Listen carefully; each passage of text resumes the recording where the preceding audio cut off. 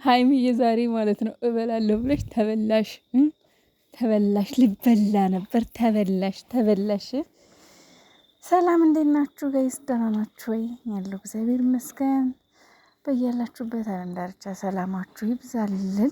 እንግዲህ ጨረቃዎች ሰዓት ይከበር ከዚህ በኋላ እንኳን ያው እስከ ዛሬ እንኳን ያው በዓል ማለት ያው የሮመዳን ስራ ምናምን ካፍጥር በኋላ ስለሆነ ነው። አሁን ግን ኦሬዲ አልቋል።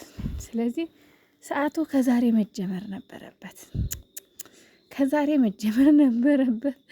ግን ዛሬ ማምሸታችሁ ነው የመጣችሁት። ያው ከመሸ በኋላ ደግሞ እይታው ለነሱም ጥሩ ስላልሆነ ሰዓት በተመሳሳይ ሰዓት ይለቀቅልን ቪዲዮ በሉ።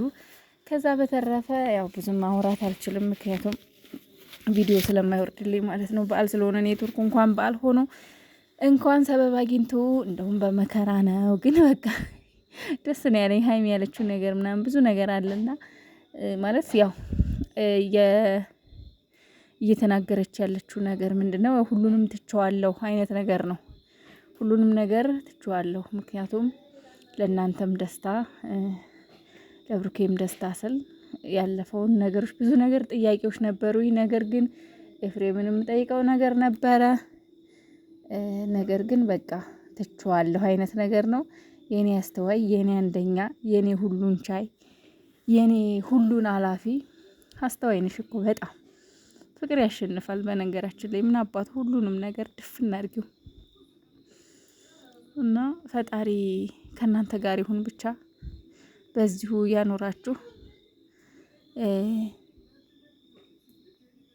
ብቻ ግን ምን እንደምል አላቅም። ማለት አነጋገሯ ምናምን መግቢያ ላይ ስትሰራ የሰራችሁ ነገር ለእናንተ ደስታ ምንም ማገኘው ነገር የለም። በቃ ለእናንተ ደስታ፣ ለብሩኬም ደስታ፣ ለብሩኬም ከተመቸው ስትል በጣም ነው አንጀቴን የበላችኝ። እና የኔ ቁንጆ ልክ ነሽ አንቺ።